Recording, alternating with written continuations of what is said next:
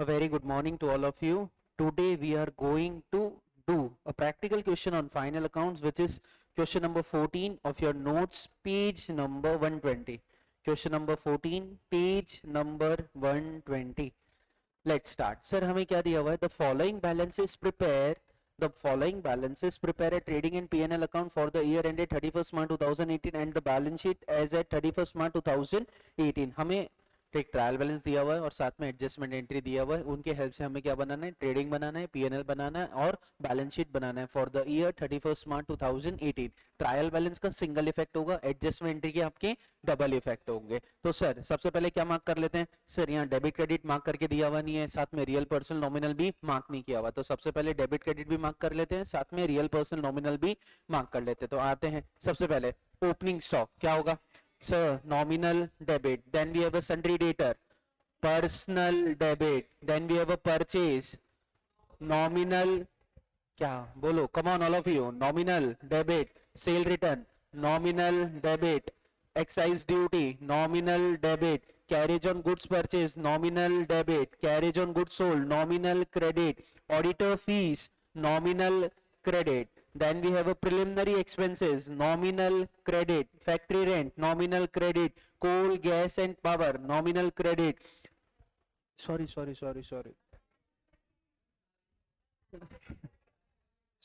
Excise duty, nominal debit, carriage on goods purchase, nominal debit, carriage on goods sold, nominal debit, auditor fees, nominal debit, preliminary expense, nominal debit, factory rent, nominal debit, coal, gas and power, nominal debit, interest on investment, nominal credit, discount received, nominal credit, cash in hand, nominal, personal, नहीं, real debit, sundry creditors, personal credit, sales, nominal credit, purchase return, nominal credit, productive expense, nominal debit, income tax,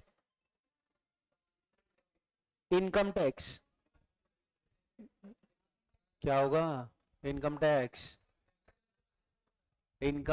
it is a personal debit balance, it is treated as a drawing. It is a personal debit balance, it is treated as a drawing. Patent trademark, sir, patent trademark, real patent trademark, real debit. Capital, personal credit, leasehold building, real debit. Then we have a machinery, real debit. Bank overdraft, personal credit, loan from bank, हमने bank से loan लिया है, personal credit. आते हैं adjustment entry पे. Sir trial balance का तो single effect होगा, तो या तो ट्रेडिंग के डेबिट क्रेडिट में जाएगा, पीएनएल के डेबिट क्रेडिट में जाएगा, balance sheet asset liability side में जाएगा. Coming to the second adjustment entry. Sir हमारी एडजस्टमेंट एंट्री क्या क्या रहेगी? तो क्वेश्चन में सबसे पहली एडजस्टमेंट एंट्री दी हुई है, closing stock was valued at 6000. तो my adjustment entry will B, my adjustment entry will be closing stock account debit to trading account. कि closing stock की एंट्री क्या हो जाएगी sir? closing stock account debit to trading account. Okay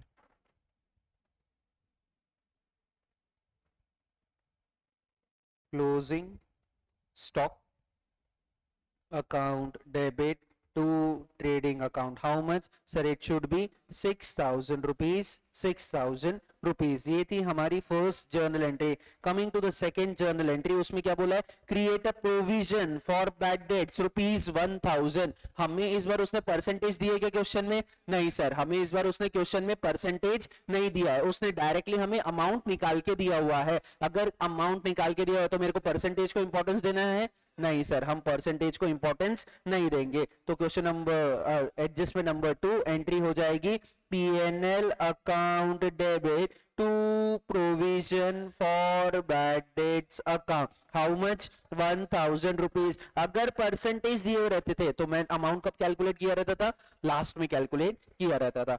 ये था आपका transaction number, adjustment number 2. Coming to the adjustment number 3.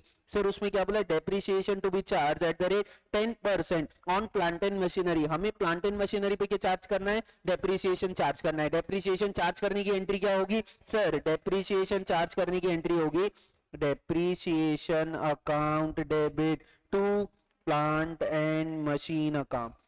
depreciation account debit to plant and machine account, how much sir 10%, plant and machinery का 10% कितना है, तो जाओ machine account ढूंढो sir, machine account machine account machine account machine account, second डब्बे में last fourth item machine account 36,000, 36,000 multiply by कितना percent बोला है, 10% बोला है, और ड्यूरिंग द ईयर कुछ एडिशन हुआ है क्या, नहीं सर, ड्यूरिंग द ईयर कोई भी एडिशन नहीं हुआ, तो मेरा डेप्रिसिएशन का अमाउंट कितना हो जाएगा 3,600। Coming to the fourth adjustment, sir fourth adjustment क्या बोला है, सर फोर्थ एडजस्टमेंट बोला है interest on bank overdraft due for ₹250, हमें इंटरेस्ट ऑन बैंक ओवरड्राफ्ट देना बाकी है, कितने रुपए 250 रुपए, यानी इंटरेस्ट इज आउटस्टैंडिंग। अगर इंटरेस्ट आउटस्टैंडिंग है तो एंट्री क्या होगी सर, एंट्री होगी interest on bank overdraft account debit to interest outstanding account, आपकी एंट्री हो जाएगी interest on bank overdraft account debit, interest on bank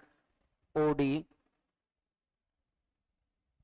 to interest outstanding account. Sir amount दिया हुआ है क्वेश्चन में, हाँ सर क्वेश्चन में अमाउंट दिया हुआ है, कितने रुपए 250 रुपए।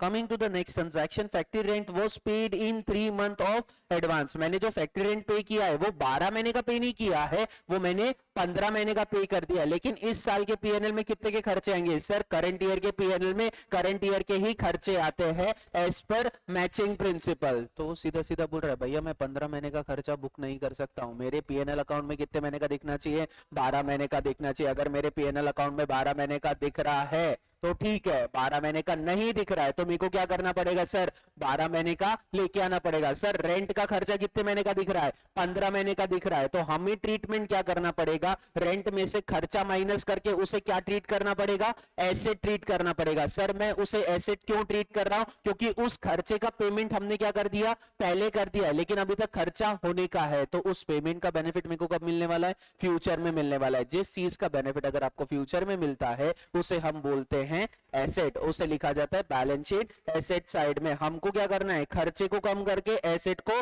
बढ़ाना है। अगर आपको खर्चे को कम करके एसेट बढ़ाना है, your journal entry will be prepaid rent account debit to rent account, prepaid rent account debit to rent account, you can also write with the name of factory rent, कोई दिक्कत नहीं है।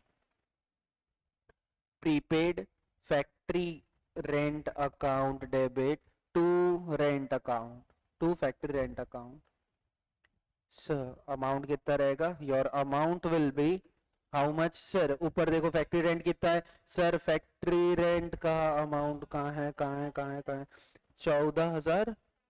14,400, ये कितने महीने के लिए था सर, ये 14,400 कितने महीने के लिए था, 15 महीने के लिए था। 3 महीने का क्या है, एडवांस है, तो जितना एडवांस है उसकी एडजस्टमेंट एंट्री होगी, 12 महीने की एडजस्टमेंट एंट्री नहीं होगी। 15 में से 3 महीने निकाल दूंगा तो ऑटोमेटिकली आंसर किसका आ जाएगा, 12 मंथ्स का आंसर आ जाएगा। 14,400 डिवाइडेड बाय 15 मल्टीप्लाई बाय 3, इसका अमाउंट आएगा 2880, ये थी आपकी adjustment number 5। Coming to the adjustment number 6, sir adjustment entry 6 में क्या बोला है, उसने क्वेश्चन में बोला है manager is entitled to commission of 20% of net profit before charging such commission, यानी हमको हमारे मैनेजर को क्या देनी है, कमीशन देनी है। हम कैश में दे रहे हैं क्या, नहीं सर हम कैश में नहीं दे रहे हैं, तो एंट्री क्या हो जाएगी, commission account debit to commission outstanding account, commission account debit to commission outstanding account, you can also write with the name of managerial commission account debit to managerial commission outstanding account, गलत नहीं होगा। Sir इसका calculation कब करेंगे, इसका calculation last में करेंगे, this is the last adjustment after calculation of gross profit, हम इसका एडजस्टमेंट करेंगे। Coming to the next one, sir, transaction adjustment number 7 में बोला right of preliminary expense in 5 year, जो ऊपर प्रिलिमिनरी एक्सपेंस हुआ है वो ड्यूरिंग द ईयर का खर्चा नहीं है, ये खर्चा कितने साल तक चलने वाला है, सर जो मैंने आज खर्चा किया है उसका बेनिफिट मेरे को 5 साल तक मिलने वाला है, तो मैं हर साल क्या करूंगा, थोड़ा थोड़ा थोड़ा थोड़ा थोड़ा थोड़ा थोड़ा पीएनएल को ट्रांसफर करूंगा, मैं हर साल क्या करूंगा, थोड़ा थोड़ा थोड़ा थोड़ा थोड़ा पीएनएल को ट्रांसफर करूंगा। ये खर्चा अब आपको पता चल गया 5 साल चलने वाला है। प्रिलिमिनरी एक्सपेंस क्वेश्चन में कितना दिया हुआ है, 2 लाख रुपए दिया हुआ है, 2 लाख का खर्चा कितने साल चलने वाला है, 5 साल चलने वाला है, यानी इस साल का खर्चा कितना है 40,000 का, बचे 1,60,000 कहाँ लिखोगे? जिस खर्चे का बेनिफिट फ्यूचर में मिलने वाला है मैं उसे कहाँ लिखूंगा? एसेट में लिखूंगा। तो यहाँ पे आपकी एंट्री क्या हो जाएगी सर? यहाँ पे हमारी एंट्री हो जाएगी P&L account debit to preliminary expense account, P&L account debit to preliminary expense account. How much sir? Preliminary expense कितने का है? 2 लाख का है। कितने साल चलने वाला है? 5 साल चलने वाला है। तो इस साल का खर्चा कितना है सर? करंट ईयर का एक्सपेंस है 40,000 rupees.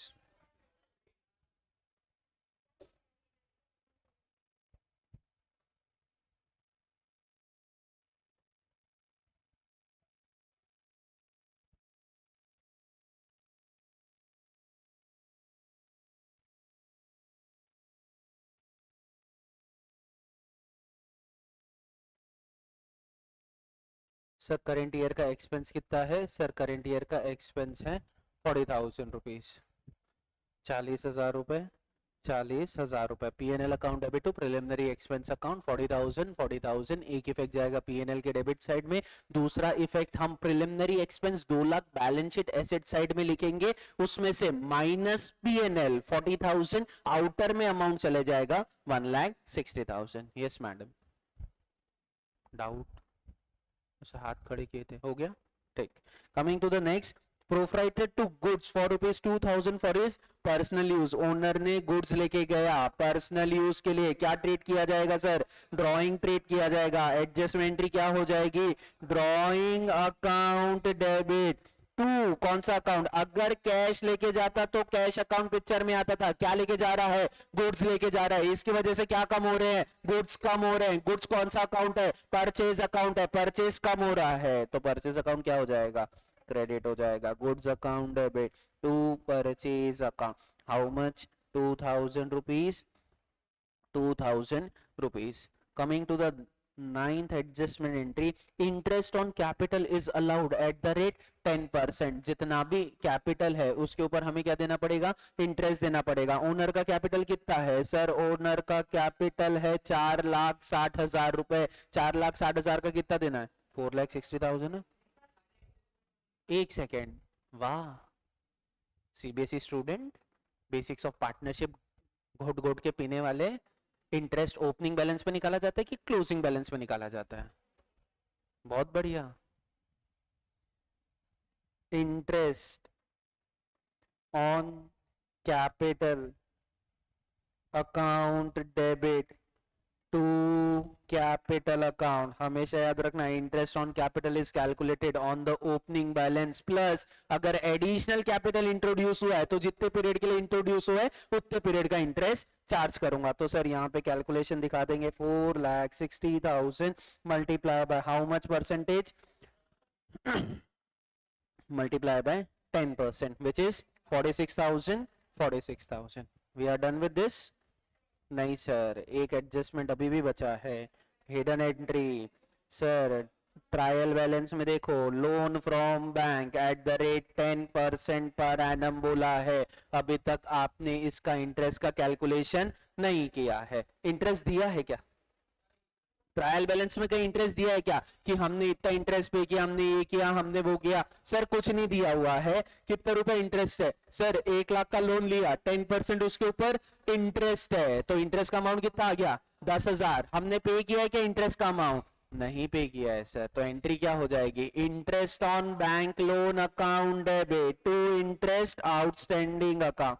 Interest on bank loan account debit to interest outstanding account, how much sir? नीचे वर्किंग दिखाना पड़ेगा, 1 lakh multiply by 10% which is 10,000 rupees, 10,000 rupees. ये हमारी 10 adjustment entry of question number 14 page number 120 of your notes. ये हमारी 10 adjustment entry. 9 adjustment हमें trial balance के नीचे दिए हुए, एक एडजस्टमेंट हमारे पास हिडन एडजस्टमेंट है क्वेश्चन नंबर ट्रायल बैलेंस के अंदर, bank loan eight the rate 10%। जमेगा? आगे बढ़े। ये एडजस्टमेंट एंट्री में किसी को कोई डाउट है तुरंत पूछ लो। सर ये अभी वाली आउटस्टैंडिंग इसलिए सर अभी तक हमने इसका पैसा दिया नहीं, अगर जिस चीज का पेमेंट कहाँ दिया है देखो, हाँ तो लिखा नहीं है इसलिए तो आउटस्टैंडिंग है ना सर। अगर इंटरेस्ट का अमाउंट दिया हुआ रहता ट्रायल बैलेंस में, इसका मतलब हमने इंटरेस्ट पे कर दिया है, और ट्रायल बैलेंस में सर अगर नहीं दिया हुआ रहा तो इसका मतलब आपने पे नहीं किया है, क्योंकि ट्रायल लेजर बना रहता, लेजर में एंट्री पास हुई रहती इंटरेस्ट टू कैश, फिर वो इंटरेस्ट ऑन बैंक लोन का लेजर बना रहता, उसको क्लोज किया रहता तो वो ट्रायल बैलेंस में आया रहता था। ट्रायल बैलेंस में दिख रहा है क्या? नहीं दिख रहा है सर। इंटरेस्ट ऑन लोन कहीं नहीं दिख रहा है, अगर इंटरेस्ट ऑन लोन नहीं दिख रहा है इसका मतलब आपने अभी तक इंटरेस्ट का पेमेंट नहीं किए हो, तो वो पेमेंट आपको करना पड़ेगा, लेकिन आप कैश में कर रहे हो क्या? नहीं कर रहे हो, इसलिए वो आउटस्टैंडिंग हो गया। Interest account debit to interest outstanding account. यही अपन ने ऐसा ही सेम क्वेश्चन किया था क्वेश्चन नंबर 5 में, जब अपन ने गवर्नमेंट बॉन्ड्स लिए थे। कितने सर? 10% लोन लिया था, 90,000 का लोन था, लेकिन पैसे 6,750 हमें मिल गए थे, 2,250 रुपए नहीं मिले थे, तो हमने उसकी एंट्री पास की। यहाँ तो हमने कुछ पे ही नहीं किया है, इसलिए हमें पूरी की एंट्री पास करनी पड़ेगी। हाँ मैडम,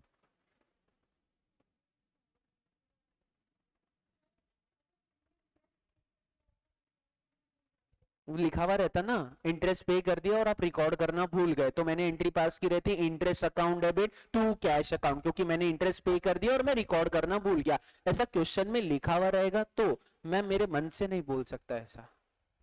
नेक्स्ट, हाँ सर। Sir preliminary expense, preliminary expense ये वो खर्चा है जो बिजनेस स्टार्ट होने के पहले लगता है, जिसका बेनिफिट आपको कम से कम 5-6 साल तो रहता है। तो इसका बेनिफिट, ये जो खर्चा किया है मैंने 2 लाख का, इसका बेनिफिट मेरे को कितने साल मिलने वाला है? 5 साल मिलने वाला है, ऐसा मेरे को एडजस्टमेंट एंट्री में दिया हुआ है। इसका बेनिफिट अगर मेरे को 5 साल मिलने वाला है तो मैं क्या करूंगा सर? मैं कुछ नहीं करूंगा, जितना मैंने खर्चा किया उसको 5 साल में डिवाइड कर दूंगा। हर साल का कितने का खर्चा? 40,000 रुपए का खर्चा। 2 लाख का खर्चा था, डिवाइडेड बाय 5 कर दिया, कितना आया? 40,000, 40,000। तो सर बचे हुए 1,60,000 कहाँ दिखेंगे? बचे हुए 1,60,000 आपको बैलेंस शीट में दिखेंगे, क्योंकि ये खर्चा आप नेक्स्ट ईयर भी क्या कर रहे हो? कैरी फॉरवर्ड कर रहे हो। Preliminary expense is a fictitious asset, ये हमारी एक एसेट है जिसका बेनिफिट हमें 5 साल तक मिलने वाला है, लेकिन ये एक ऐसी एसेट है जिसकी मार्केट वैल्यू 0 है। अगर आप इसे मार्केट में बेचना चाहोगे तो ये 0 रुपीज में बिकेगी, लेकिन ये खर्चे का बेनिफिट आपको लॉन्गर पीरियड तक मिलता है। तो कितने पीरियड तक मिलता है ये मेरे को क्वेश्चन में दिया हुआ था कि भैया ये प्रिलिमिनरी एक्सपेंस का बेनिफिट आपको 5 साल तक मिलेगा। तो पहले साल 40,000, दूसरे साल 40,000, at the end of 5th year वापस 40,000 चार्ज करूंगा और मेरे प्रिलिमिनरी एक्सपेंस का अमाउंट क्या हो जाएगा? 0 हो जाएगा। हर साल 40 40 40 40 करोगे तो लास्ट में 2 लाख अपने आप ही हो जाएंगे 0।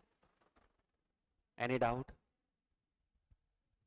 सर प्रिलिमिनरी एक्सपेंस का एग्जांपल मेरे को वीपीए स्टार्ट करने के पहले जो जो खर्चे लगे होंगे, वो बिजनेस स्टार्ट करने के पहले जो आपको खर्चा लगता है उसे प्रिलिमिनरी एक्सपेंस बोला जाता है। अब बिजनेस स्टार्ट करने के पहले बहुत सारे खर्चे लगते हैं, वो पूरे के पूरे खर्चे में ड्यूरिंग द ईयर बुक नहीं कर सकता, क्योंकि पहले साल बुक किया तो भयंकर लॉस आएगा, बिजनेस चलाने की इच्छा ही नहीं होगी। इसलिए मैंने उस खर्चे को 5 साल तक बांट दिया कि मेरे को ऐसा लग रहा है इस खर्चे का बेनिफिट मेरे को 5 साल मिलेगा, तो ये खर्चा 5 साल बांट दो। मेरे को ऐसा लग रहा है इस खर्चे का बेनिफिट मेरे को 10 साल मिलेगा, 10 साल तक बांट दो। तो हर साल थोड़ा थोड़ा थोड़ा थोड़ा थोड़ा अमाउंट हम पीएनएल को ट्रांसफर करते रहेंगे। सिर्फ प्रिलिमिनरी एक्सपेंस दिया और नीचे मेरे को एडजस्टमेंट में कुछ नहीं दिया कि ये खर्चे का बेनिफिट मेरे को कितने साल तक मिलने वाला है। पूरा का पूरा खर्चा इसी साल बुक कर दूंगा, क्योंकि उसने इंफॉर्मेशन ही नहीं दी है। या तो वो यही चाहता है कि मैं पूरा का पूरा प्रिलिमिनरी एक्सपेंस पहले साल में ही बुक कर लो, ये यूजर पे डिपेंड करता है। अगर नीचे यहाँ पे एडजस्टमेंट नंबर कौन सा है सर? एडजस्टमेंट नंबर अगर 7 मेरे को नहीं दिया रहता तो मैंने पूरा प्रिलिमिनरी एक्सपेंस 2 लाख रुपए पीएनएल अकाउंट के डेबिट साइड में लिख देना था। इसने दिया है इसलिए मैं ऐसे ट्रीट कर रहा हूं। नहीं, एसेट में नहीं जाएगा, इट इज अ एक्सपेंस, लेकिन अगर आपको यूजफुल लाइफ दी हुई है तो ओवर द यूजफुल लाइफ में उसे यूज करूंगा। हाँ सर, 2 लाख में से 40,000 माइनस करके आउटर में 1,60,000 लिख दूंगा बैलेंस शीट एसेट साइड में, और पीएनएल अकाउंट के डेबिट में प्रिलिमिनरी एक्सपेंस के नाम से 40,000 रुपए बुक कर दूंगा। Sir, deferred revenue expenditure is example. It is the main body of a preliminary expense. Then we have a advertisement. कुछ ऐसे ऐड होते हैं जैसे आप लोग को नहीं पता, एक वीपीए का ऐड आया था बीच में इंटरमीडिएट के लिए। सी फाउंडेशन क्लियर करने के बाद आपका इंटरमीडिएट आएगा, द 3D इफेक्ट बहुत चला था, बहुत चला था, 3-4 साल बेनिफिट मिला था हमें उस एडवर्टीजमेंट का, एक ही एडवर्टीजमेंट। जिस एडवर्टीजमेंट का बेनिफिट आपको लॉन्गर पीरियड तक मिलता है, जो एड आपके दिमाग में बैठ जाती है, आप भूलते नहीं हो। No Maggi, 2 minute. नहीं भूलते अपन, नहीं भूलते। बीच में वो 2 साल के लिए बंद भी हुआ था, फिर भी अपन नहीं भूले। उसने कैंपेन चलाया, वी मिस यू मैगी, उसने कैंपेन चलाया था वी मिस यू मैगी, ताकि आप लोगों के दिमाग से ये चीज जाए ही ना। ऐसे खर्चे जिसका बेनिफिट उस कंपनी को लॉन्गर पीरियड तक मिलने वाला है, जिसकी मार्केट वैल्यू जीरो है, उसे डेफर्ड रेवेन्यू एक्सपेंडिचर बोला जाता है, और उसे ओवर द पीरियड थोड़ा थोड़ा यूज किया जाता है। अब कुछ खर्चे ऐसे होते हैं जो 1 साल में ही खत्म हो जाते हैं, कुछ एडवर्टीजमेंट ऐसे होते हैं जो हमें हर साल बार बार करने पड़ते हैं, कुछ एडवर्टीजमेंट हमने किए, उसका मार्केट में इतना अच्छा बेनिफिट हुआ कि वो एडवर्टीजमेंट की वजह से हमें लॉन्गर पीरियड तक बेनिफिट मिल रहा है, तो उसे बोला जाता है डेफर्ड रेवेन्यू एक्सपेंडिचर। अगर ट्रायल बैलेंस में दिया रहा हो तो आपको कंसीडर करना पड़ेगा कि नीचे कुछ एडजस्टमेंट है क्या। अगर नीचे कुछ एडजस्टमेंट दिया हुआ है कि 5 साल, जैसे यहां पे preliminary expense is a deferred revenue expenditure, क्यों? क्योंकि नीचे 5 साल दिया है।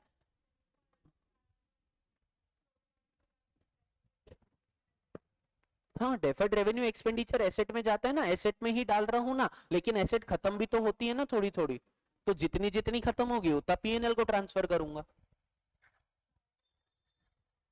ट्रायल बैलेंस में दिया तो आप, अरे यार,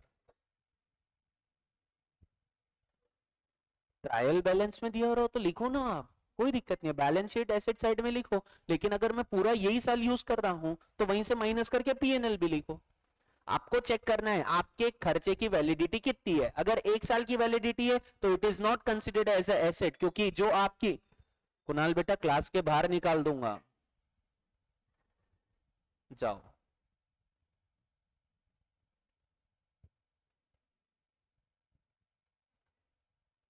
ये मानेगा नहीं, रिमूव, डोंट रिपोर्ट। हाँ, तो कुछ एसेट ऐसे होते हैं जिनका बेनिफिट लॉन्गर पीरियड तक मिलता है। जिन एसेट का बेनिफिट लॉन्गर पीरियड तक मिलता है उसे रेवेन्यू एक्सपेंडिचर बोलते हैं, और रेवेन्यू एक्सपेंडिचर पीएनएल को ट्रांसफर होता है। डायरेक्ट पीएनएल में भी लिखोगे तो भी चलेगा, कोई दिक्कत नहीं है।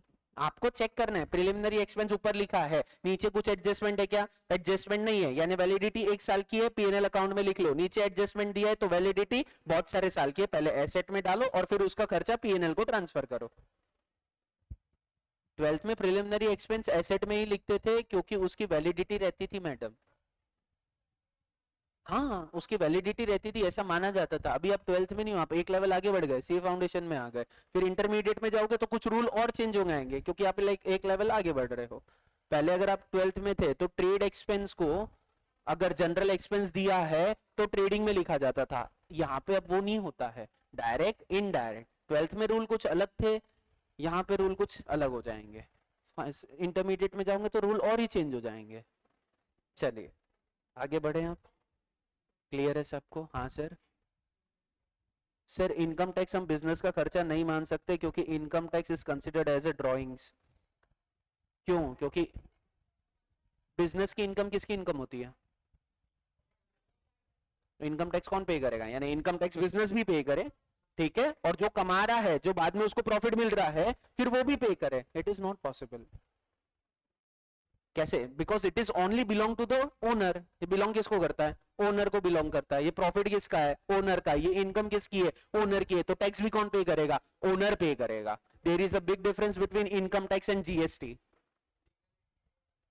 सेपरेट लीगल एंटिटी नहीं है ना, ओनर अलग है, बिजनेस अलग है, ये अकाउंट्स के हिसाब से है।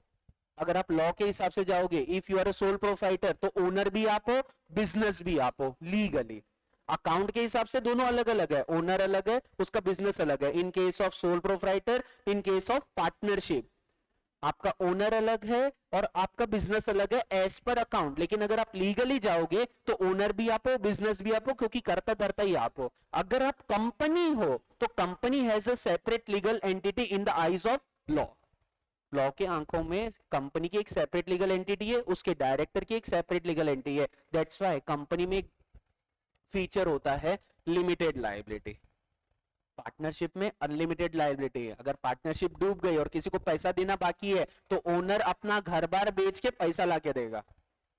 लॉ के हिसाब से पार्टनरशिप एंड सोल प्रोप्राइटर के जो ओनर रहते हैं और जो फर्म रहती है वो एक ही इंसान है, अलग अलग इंसान नहीं है। कंपनी एक अलग इंसान है, कंपनी के डायरेक्टर्स प्रमोटर्स अलग इंसान है। फॉर एग्जाम्पल रिलायंस आज की तारीख में अगर डूब जाता है तो Ambani family is not liable for that. 12th कहां पढ़े थे बेटा?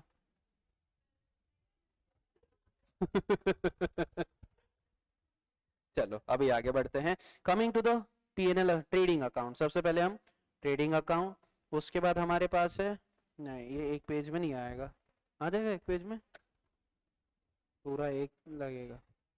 हाँ पीएनएल के लिए एक दे देते पूरा, और बैलेंस शीट के लिए एक दे देते हैं। जय माता दी। चलिए स्टार्ट करते हैं। ओपनिंग स्टॉक कहाँ जाएगा सर? ट्रेडिंग अकाउंट के क्रेडिट साइड में। ट्रेडिंग अकाउंट के क्रेडिट साइड में जाएगा ना? नहीं, ट्रेडिंग अकाउंट के डेबिट साइड में। ओपनिंग स्टॉक कितने रुपए सर? सर ओपनिंग स्टॉक का अमाउंट है 7,000 रुपए। Then we have a sundry debtor, adjustment है क्या? सन्ड्री डेटर पे एडजस्टमेंट है? There is no adjustment for bad debts, provision for bad debts, no adjustment है। टच करूंगा क्या? नहीं करेंगे सर। परचेज एडजस्टमेंट है क्या? है। ओनर गुड्स लेके क्या टच करेंगे क्या? नहीं। सेल रिटर्न एडजस्टमेंट है क्या? नहीं है। तो आ जाओ ट्रेडिंग के क्रेडिट में, क्या कर देंगे सर? सेल में से क्या माइनस कर देते हैं हम? सेल रिटर्न माइनस कर देते हैं। सेल रिटर्न कितना दिया हुआ है क्वेश्चन में? 6,600 रुपए माइनस। नेक्स्ट एक्साइज ड्यूटी कहां जाएगा? ट्रेडिंग की पीएनएल सर, ट्रेडिंग की PNL. Excise duty is paid on the production of goods.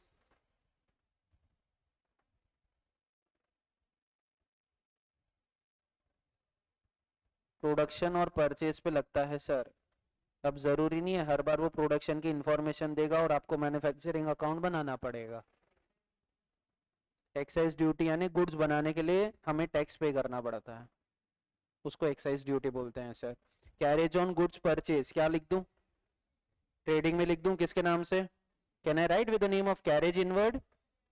Yes sir, आप कैरेज इनवर्ड के नाम से भी लिख सकते हो, क्योंकि carriage on goods purchase is considered as a carriage inward. Carriage on goods sold is considered as a carriage outward. Carriage outward कहां चले जाएगा सर? पीएनएल अकाउंट में चले जाएगा। तो carriage outward how much sir? Carriage outward आपका हो गया 2,700। Coming to the next, auditor fees क्या है? इनडायरेक्ट एक्सपेंस है, तो ये आ गया ऑडिटर फीस। कितने रुपए सर? 2,100 रुपए। उसके बाद प्रिलिमिनरी एक्सपेंस एडजस्टमेंट है, नहीं टच करूंगा। फैक्ट्री रेंट एडजस्टमेंट है, नहीं टच करूंगा। Coal power and gas it is a direct expense, trading account के डेबिट साइड में लिख दूंगा। कोल गैस एंड पावर कितने रुपए बोला है? 4,500 रुपए। उसके बाद interest on investment it is a indirect income, PNL account के क्रेडिट साइड में आ जाएगा। Interest on investment how much sir? Interest on investment is 14,410।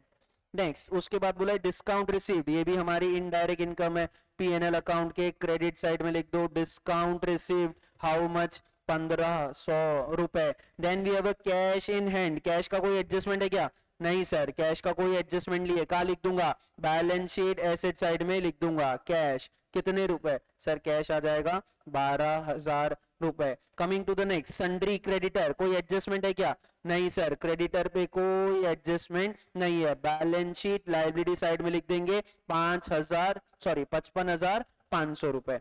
Next cell adjustment है क्या? सेल पे एडजस्टमेंट है क्या? नहीं, सेल पे कोई एडजस्टमेंट नहीं है। 2,12,100 रुपए। आउटर में कितना जाएगा सर? आउटर में चले जाएगा 2,06,500, 2,05,500 रुपए। 2,12,100 माइनस 6,600, 2,05,500 रुपए।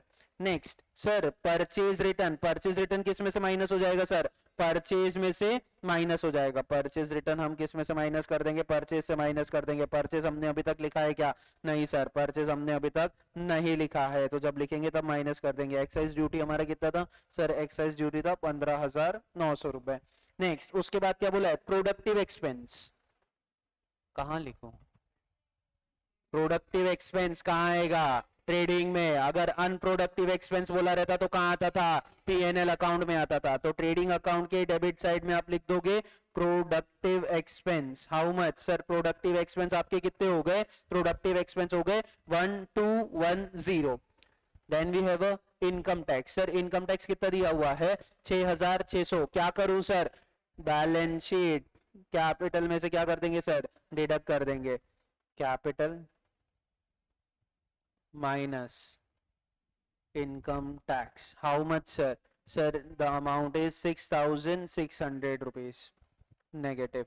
उसके बाद सर क्या बोला है? ट्रेड पेटेंट्स मार्क, ये क्या है?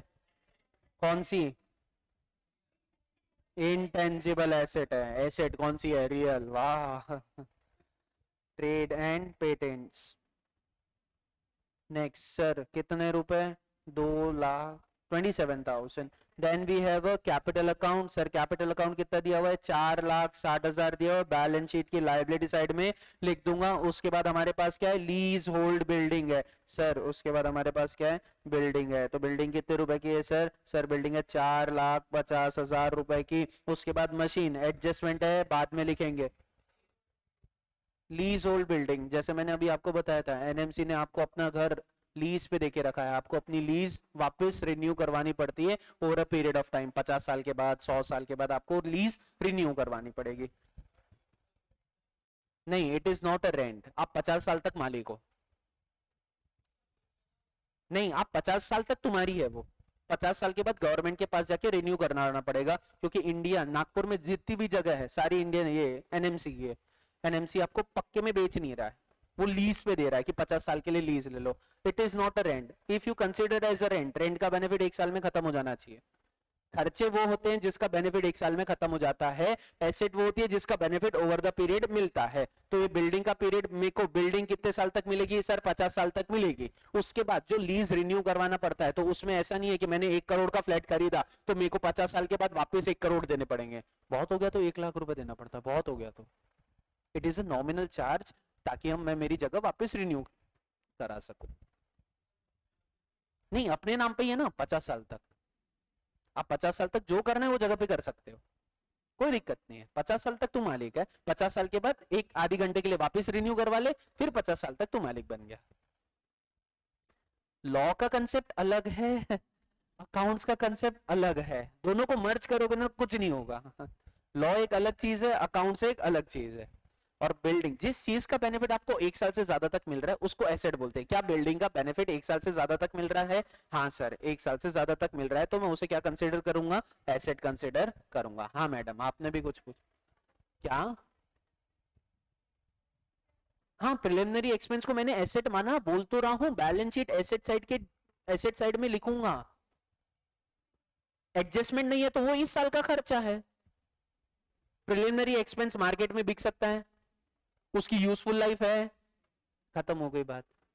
एडजस्टमेंट में दिया, उसकी यूजफुल लाइफ 5 साल है, मेरे लिए एसेट है। क्योंकि अकाउंट्स बोलते हैं जिस चीज का बेनिफिट 1 साल से ज्यादा तक मिलता है उसे कैपिटल एक्सपेंडिचर माना जाता है, and capital expenditure treated as a asset. तो प्रिलिमिनरी एक्सपेंस नाम में ही खर्चा है। खर्चे का बेनिफिट 1 साल से ज्यादा तक मिल रहा है, अगर मिल रहा है तो एसेट कंसीडर करो, नहीं मिल रहा है पीएनएल अकाउंट के डेबिट साइड में लिख दो। नेक्स्ट सर, उसके बाद क्या दिया हुआ है? मशीनरी एडजस्टमेंट है, बाद में करेंगे। बैंक ओवरड्राफ्ट एडजस्टमेंट है, बाद में करेंगे। Loan from bank, bank overdraft पे एडजस्टमेंट है, इंटरेस्ट आउटस्टैंडिंग। एक ही बार एडजस्टमेंट लिख लेना, लेकिन याद कर लेना। Loan from bank at the rate 10% per annum, 1 lakh रुपए, इस पे भी एडजस्टमेंट है, बाद में करेंगे। तो सर सबसे पहले एडजस्टमेंट में आते हैं। सबसे पहले एडजस्टमेंट क्या है? Closing stock account debit to trading account. Sir एक इफेक्ट कहां जाएगा? बैलेंस शीट एसेट साइड में जाएगा। दूसरा इफेक्ट कहां जाएगा? ट्रेडिंग अकाउंट के क्रेडिट साइड में जाएगा। तो चलिए दे देते हैं क्लोजिंग स्टॉक। ट्रेडिंग अकाउंट के क्रेडिट साइड में क्या लिख दूंगा? क्लोजिंग स्टॉक लिख दूंगा। कितने रुपए सर? 6,000 रुपए। इसका दूसरा इफेक्ट कहां जाएगा? ट्रेडिंग बैलेंस शीट के एसेट साइड में, किसके नाम से? क्लोजिंग स्टॉक के नाम से। कितने रुपए? 6,000 रुपए। इसके बाद कौन सा एडजस्टमेंट है सर? इसके बाद है PNL account debit to provision for bad debts. Question में बैड डेट्स दिए हुए थे क्या? नहीं। क्वेश्चन में बैड डेट से नहीं। क्वेश्चन में ओल्ड प्रोविजन था? नहीं, हमने इस साल क्या बनाया है, न्यू प्रोविजन बनाया, तो इसे कहाँ लिखेंगे, पीएनएल अकाउंट के डेबिट साइड में। इसका सेकंड इफेक्ट कहाँ जाएगा, बैलेंस शीट क्या करूंगा, एसेट में से किस में से माइनस कर दूंगा सर, डेटर में से माइनस कर दूंगा। Balance sheet asset side debtor में से क्या कर देंगे, डिडक्ट कर देंगे। तो चलिए पीएनएल अकाउंट के डेबिट साइड में लिख देते हैं पहले तो। सर पीएनएल अकाउंट के डेबिट साइड में गया, लिखा provision for bad dates, how much, 1000 rupees. इसका तुरंत सेकेंड इफेक्ट कहां देना पड़ेगा सर, बैलेंस शीट में देना पड़ेगा। किस में देना पड़ेगा, डेटर में देना पड़ेगा। डेटर आपने लिखा था क्या, नहीं लिखा था। क्यों नहीं लिखा था, क्योंकि उसमें क्या था, एडजस्टमेंट था। तो डेटर को उठाओ ट्रायल बैलेंस से और लिखो। सर ट्रायल बैलेंस में डेटर कितना दिया हुआ है, 60,000 दिया हुआ है। तो उसमें से मेरे को प्रोविजन कितना माइनस करना है सर, 1000 रुपए प्रोविजन का माइनस करना है। तो आउटर में वैल्यू कितनी चली जाएगी sir, 59,000। जमेगा? All of you clear with this? Any doubt?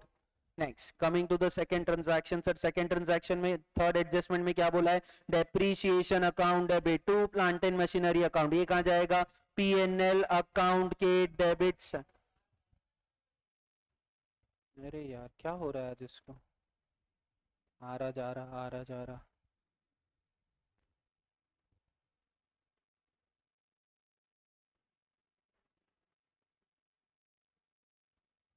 आजा, आ गया। पीएनएल अकाउंट के डेबिट साइड में जाएगा। इसका दूसरा इफेक्ट कहां मिलेगा सर, इसका दूसरा इफेक्ट आपको बैलेंस शीट एसेट साइड में से मशीनरी में से क्या करना पड़ेगा, माइनस करना पड़ेगा। तो चलते हैं, पहले डेप्रीशिएशन लिख दो। कहां लिख दो सर, पीएनएल अकाउंट में लिख दो। डेप्रीशिएशन ऑन मशीन कितने रुपए, 3600 रुपए। उसका तुरंत सेकेंड इफेक्ट कहां दूंगा, बैलेंस शीट एसेट साइड में। हाँ सर, यार प्लीज ऐसे मत करो। एयरटेल नालायक।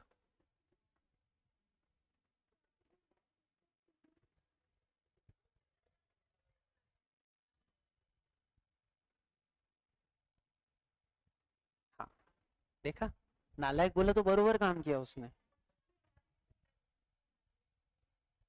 लाइबिलिटी साइड क्यों आएगा, तो लाइबिलिटी साइड बोला किसने, तो लाइबिलिटी साइड क्यों आएगा, प्लांट एंड मशीनरी किसका पार्ट है, एसेट का पार्ट है। तो plant and machinery asset side में लिखूंगा, कितने रुपए, 36,000। Sir plant and machinery credit हुआ है, प्लांट एंड मशीनरी क्रेडिट हुआ है, तो बैलेंस शीट एसेट साइड में से प्लांट एंड मशीनरी से में से क्या माइनस कर दूंगा, डेप्रीशिएशन माइनस कर दूंगा। कितने रुपए, 3600 रुपए, ताकि आपकी एसेट कितना दिखे, आपकी एसेट दिखे sir 36,000 minus 3600 equals to 32,400 rupees.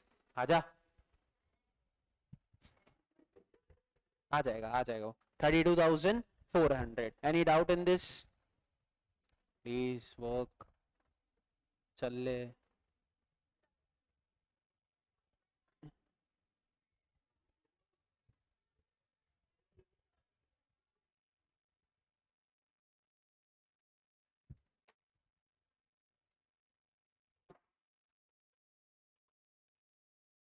आया आया, जीरो आया, आजा, आ गया, आ गया। चलिए coming to the next sir, इसके बाद हमारा कौन सा एडजस्टमेंट है सर, इसके बाद हमारा एडजस्टमेंट है interest account debit to interest outstanding on bank overdraft. ये कहाँ चले जाएगा सर, पीएनएल अकाउंट के डेबिट साइड में। ये कहाँ चले जाएगा sir, balance sheet liability side में। Sir balance sheet liability side में आप चाहो तो बैंक ओवरड्राफ्ट में ऐड भी कर सकते हो, आप चाहो तो अलग से भी दिखा सकते हो। चलते हैं सर, सबसे पहले इंटरेस्ट ऑन बैंक ओवरड्राफ्ट कितने रुपए बोला है, 250 रुपए। इसका तुरंत सेकंड इफेक्ट कहां दूंगा, बैलेंस शीट लाइबिलिटी साइड में। सर उससे पहले आपको क्या लिखना पड़ेगा, बैंक ओवरड्राफ्ट लिखना पड़ेगा। कहां से लिखेंगे, balance sheet, sorry trial balance. Trial balance में बैंक ओवरड्राफ्ट कितना दिया हुआ है, 42,000। दो ऑप्शन है, या तो इंटरेस्ट का अमाउंट इसमें ऐड करके आउटर में टोटल अमाउंट लिख दो, या ये अलग से 42,000 लिखो, interest on bank overdraft outstanding ₹250 अलग से लिखो, तो यहाँ मैं लिख देता हूँ प्लस इंटरेस्ट आउटस्टैंडिंग कितने रुपए, ₹250, तो आउटर में कितना चले जाएगा, 42,250 जमेगा। Next, coming to the next transaction. Sir इसके बाद उसने क्या बोला है, सर इसके बाद उसने बोला है प्रीपेड फैक्ट्री रेंट कितने रुपए, 2880। इसका एक इफेक्ट कहां जाएगा sir, balance sheet asset side में, दूसरा इफेक्ट कहां जाएगा सर, ट्रेडिंग अकाउंट के डेबिट साइड में, फैक्ट्री रेंट में से क्या कर दूंगा सर, माइनस कर दूंगा। आइए ट्रेडिंग अकाउंट के डेबिट साइड में यहाँ क्या लिखेंगे सर, फैक्ट्री रेंट लिखेंगे। फैक्ट्री रेंट कितना है 14,400, इसमें से क्या करूंगा, प्रीपेड फैक्ट्री रेंट माइनस कर दो। क्यों माइनस कर रहे हैं, क्योंकि ये 14,415 महीने का है। हम हमारे पीएनएल और ट्रेडिंग अकाउंट में कितने महीने का दिखा सकते हैं सर, हम हमारे ट्रेडिंग और पीएनएल में 12 महीने का दिखा सकते हैं, तो 3 महीने का यहां से माइनस करना पड़ेगा। 2880 ही था ना, 2880, 14,400 डिवाइडेड बाय 2880 कित 14,400 डिवाइडेड बाय 2880, 11,520 रुपए, 11,520 रुपए। इसका सेकंड इफेक्ट कहां जाएगा सर, ये खर्चा हमने कर दिया, ये खर्चे का बेनिफिट हमें कब मिलने वाला है, फ्यूचर में मिलने वाला है, तो ये हमारे लिए क्या है, एसेट है। बैलेंस शीट एसेट साइड में प्रीपेड फैक्ट्री रेंट लिख दूंगा कितने रुपए, 2880, प्रीपेड फैक्ट्री रेंट 2,880 रुपए जमेगा। Any doubt, coming to the next. Sir इसके बाद कमीशन लास्ट में कैलकुलेट करेंगे। पीएनएल अकाउंट है बेटू, प्रिलिमिनरी एक्सपेंस अकाउंट, पीएनएल कहां जाएगा सर, ये पीएनएल अकाउंट के डेबिट साइड में लिख दूंगा। प्रिलिमिनरी एक्सपेंस कहां जाएगा sir, balance sheet asset side में। जो आप प्रिलिमिनरी एक्सपेंस लिखोगे उसमें से हम कितना माइनस कर देंगे, 40,000 माइनस कर देंगे, क्योंकि इस साल का खर्चा कितना है 40,000, तो 40,000 माइनस कर दे, बचे हुए 1,60,000 लिख दे। तो आइए ये आपका पीएनएल अकाउंट, पीएनएल अकाउंट में आ गए आपके preliminary expense during the year के कितने हैं 40,000, और इसका सेकंड इफेक्ट जाएगा बैलेंस शीट एसेट साइड में, किस नाम से, प्रिलिमिनरी एक्सपेंस के नाम से, प्रिलिमिनरी एक्सपेंस के नाम से। कितने रुपए, 2,00,000 रुपए इनर कॉलम में, माइनस क्या सर, माइनस पीएनएल जो इस साल का खर्चा है। इस साल का खर्चा कितना है प्रिलिमिनरी एक्सपेंस का, 40,000 है, तो बचा हुआ कहाँ कैरी फॉरवर्ड हो रहा है, अपकमिंग ईयर के लिए कैरी फॉरवर्ड हो रहा है। जमेगा, बढ़ू आगे, एनी डाउट। चलिए coming to the next. Sir next क्या बोला है, हमने ड्राइंग की है, क्या विड्रॉ किया है सर, गुड्स परचेस की, गुड्स विड्रॉ किए फॉर पर्सनल यूज। ये जाएगा balance sheet liability side, capital में से क्या कर दूंगा, माइनस कर दूंगा। ये जाएगा balance sheet liability side, balance sheet liability side, capital में से क्या हो जाएगा सर, माइनस हो जाएगा। ये जाएगा ट्रेडिंग के डेबिट साइड में, परचेज में से क्या कर दूंगा, माइनस कर दूंगा। तो आइए सर सबसे पहले यहाँ क्या लिखेंगे सर, सबसे पहले यहाँ लिखेंगे परचेज। परचेज ट्रायल बैलेंस में कितना दिया हुआ था सर, परचेज ट्रायल बैलेंस में दिया हुआ था 41,000, उसमें से मैं क्या माइनस कर दूंगा सर, परचेज रिटर्न माइनस कर दूंगा। परचेज रिटर्न कितना दिया हुआ है, 5,400 रुपए दिया हुआ है, उसमें से क्या माइनस कर दूंगा सर, ड्रॉइंग्स माइनस कर दूंगा। Goods withdrawn for personal use कितने रुपए, 2,000 रुपए, तो आउटर में अमाउंट आ जाएगा 41,000 माइनस 5,400 माइनस 2,000, 33,600।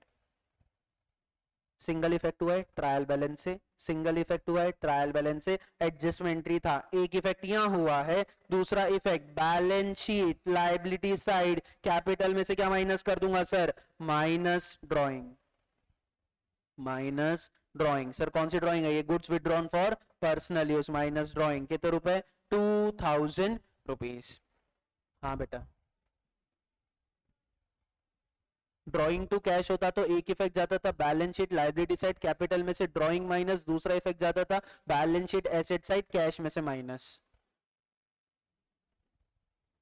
नेक्स्ट सर इसके बाद क्या दिया हुआ है सर, इसके बाद दिया interest on capital account debit to capital account. Interest on capital firm के लिए क्या है सर, खर्चा है, कहां जाएगा, पीएनएल अकाउंट के डेबिट साइड में चले जाएगा। और कैपिटल में कैपिटल क्या कर दूंगा सर, ऐड कर दूंगा बैलेंस शीट लायबिलिटी साइड में। तो आइए पीएनएल अकाउंट के डेबिट साइड में लिखेंगे interest on capital. Sir interest on capital कितना है, interest on capital how much, 46,000। तो यहाँ पे आ जाएगा 46,000। इसका तुरंत दूसरा इफेक्ट आपको मिलेगा बैलेंस शीट लायबिलिटी साइड में। आप कैपिटल में क्या कर दोगे, ऐड कर दोगे। सर मैं ऐड क्यों कर रहा हूं, क्योंकि इंटरेस्ट कैपिटल के लिए, ओनर के लिए क्या है, कमाई है, उसकी वजह से उसका बैलेंस बढ़ेगा। तो कैपिटल का बैलेंस बढ़ाना है तो आपको क्या करना पड़ेगा, प्लस करना पड़ेगा। इंटरेस्ट ऑन कैपिटल कितने रुपए, 46,000 रुपीज। डन। इसकी हाँ ओ सॉरी,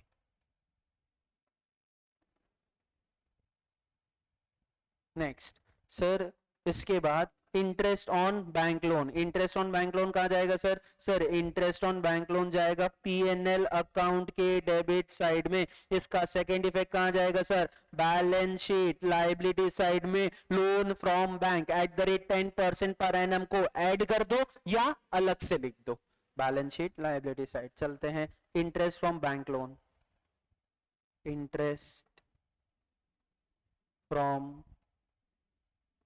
बैंक लोन कितने रुपए सर, 10,000 रुपए का खर्चा है और ये खर्चा हमने अभी तक पे नहीं किया, तो वी आर लाइबल टू पे this expense. Bank loan, bank loan कितने रुपए, 1,00,000 रुपए। इसमें मैं क्या ऐड कर दूंगा सर, इंटरेस्ट का अमाउंट एक ऐड कर दूंगा। तो बैंक को हम फ्यूचर में कितने रुपए देंगे सर, 1,10,000 रुपए बैंक को हम पे करेंगे। हो गए सारे एडजस्टमेंट, सिवाय एक को छोड़ के कमीशन। सारे एडजस्टमेंट हो गए। क्या करना है, कुछ मत करो, सबसे पहले ट्रेडिंग का प्रॉफिट निकालो। सर 2,05,500 प्लस 6,000 रुपए माइनस 7,000 रुपए माइनस 33,600 माइनस 3,900 माइनस 4,500 माइनस 15,900 रुपए माइनस 1,210 माइनस 11,520 रुपए, 1,33,870 your gross profit, 1,33,870 rupees. Next यहाँ पे ये क्लोज हो गया, ये कहाँ जाएगा, पीएनएल अकाउंट के क्रेडिट साइड में ग्रॉस प्रॉफिट लिख दूंगा 1,33,870 रुपीज। ठीक है सर।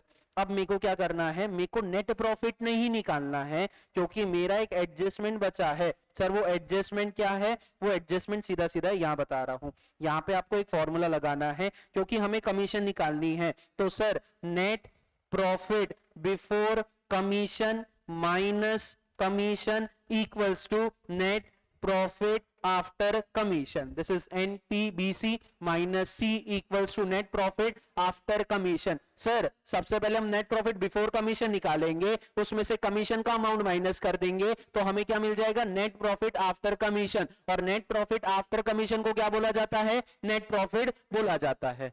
लेकिन आपके पास एनपीबीसी है क्या, नहीं है। आपके पास कमीशन है क्या, नहीं है। आपके पास एनएसी है, एनपीएसी है क्या, नहीं है। ये सब हमें क्या करना पड़ेगा, कैलकुलेट करना पड़ेगा। तो एडजस्टमेंट पढ़ के बस इतना बताओ कि परसेंटेज किस पे दिया हुआ है, बिफोर पे दिया हुआ है कि आफ्टर पे दिया हुआ है। वहां पे जो 10% या 20% या 50% जितना भी दिया हुआ है, सर यहाँ 20% दिया है, किस पे दिया है, नेट प्रॉफिट बिफोर कमीशन पे दिया है।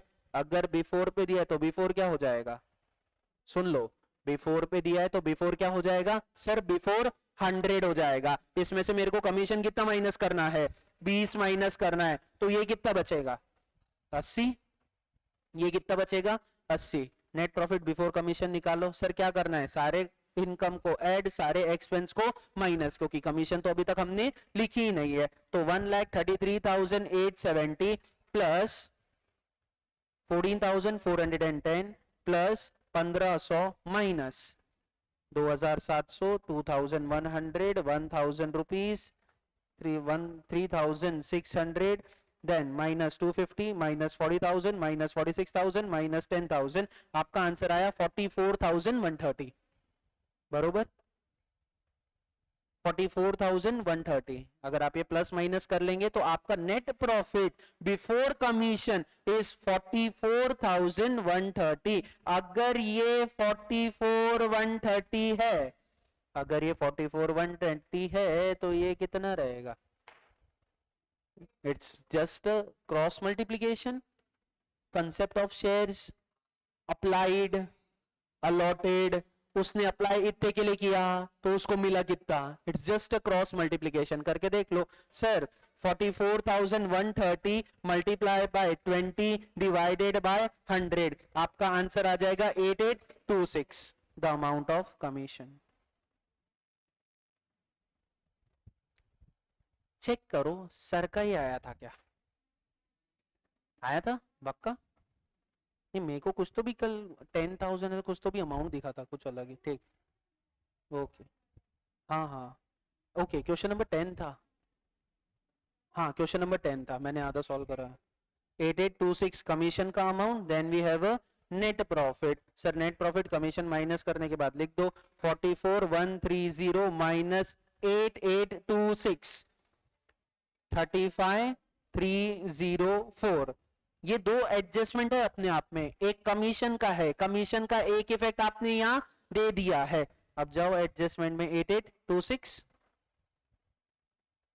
8826 8826, इसका एक इफेक्ट आपने दिया है पीएनएल अकाउंट के डेबिट साइड में, दूसरा इफेक्ट आप कहां दोगे? बैलेंस शीट लायबिलिटी साइड में। सर निकाला कैसे? सर हमने कैलकुलेट किया 44,130 डिवाइडेड बाय 100 मल्टीप्लाई बाय 20, तो हमें आंसर मिला 8826। एक इफेक्ट पीएनएल के डेबिट में, दूसरा effect balance sheet liability side में। तो पीएनएल के डेबिट में तो हमने लिख दिया, बैलेंस शीट लायबिलिटी साइड में लिख देते हैं मैनेजेरियल कमीशन आउटस्टैंडिंग कितने रुपए? 8826। ये इसका एक इफेक्ट हो गया, दूसरा इफेक्ट हो गया प्लस क्या? नेट प्रॉफिट कितने रुपए? सर नेट प्रॉफिट आया है मेरा 35,304, तो आउटर में कितना अमाउंट आएगा?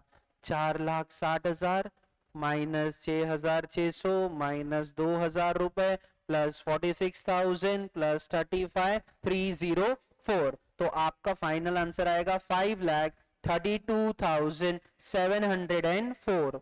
5,32,704। अब मेरे को क्या करना है? लाइबिलिटी की टोटल से एसेट की टोटल माइनस करनी है। 5,32,704 रुपए प्लस 55,500 रुपए प्लस 42,250 प्लस 1,10,000 रुपए प्लस 8826, तो आनी चाहिए 7,49,280। 7,49,280, इसमें से मैं सारी लाइबिलिटीज एसेट्स क्या कर दूंगा? माइनस कर दूंगा। Minus 4,50,000 minus 27,000 minus 32,400 minus 12,000 minus 6,000 minus 59,000 minus 2,880 minus 1,60,000। आपकी बैलेंस शीट टैली हो गई 7,49,280। This is your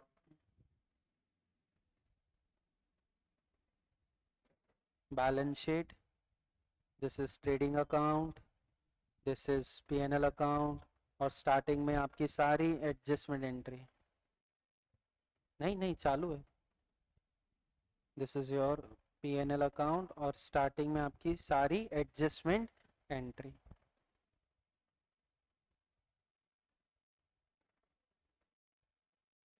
Any doubt in this question? Mark as a important question. Mark as a important question. जमेगा? Adjustment entry working रहती है, आपने बिना format के में लिखा चलेगा, कोई दिक्कत नहीं है। इट्स एडजस्टमेंट एंट्री, लेकिन लिखना जरूर, छोड़ना नहीं। एडजस्टमेंट के बिना मजा नहीं आएगा। हाँ, ये वर्किंग दिखा दो ना, नया फिगर ला रहे हो ना, दिखा दो वर्किंग। एक डब्बा लिखने में कुछ नहीं होगा। अगर नहीं लिखे तो एग्जामिनर के डिपेंड करता है वो कितने काटता है, उसके ऊपर डिपेंड करता है। पता नहीं वो कितने काटेगा उसके, आप बोल नहीं सकते। अगर मेरे को, अगर आप एडजस्टमेंट एंट्री नहीं लिखोगे मैं 4 मार्क काट लूंगा, 4 मार्क्स, 4 मार्क्स। अगर आपने एडजस्टमेंट एंट्री नहीं लिखा, आपका ग्रॉस प्रॉफिट गलत है, नेट प्रॉफिट गलत है, बैलेंस शीट गलत आई, टोटल 7 मार्क कट जाएंगे आपके। 15 में से जितने मिले उतने हैं। लिखने के बहुत है, 8 मार्क बहुत है, लिखने के बहुत दे दिए 8 मार्क, हो गया ना, खत्म ही हो गया। चलिए, have a nice day, thank you so much, enjoy, bye bye.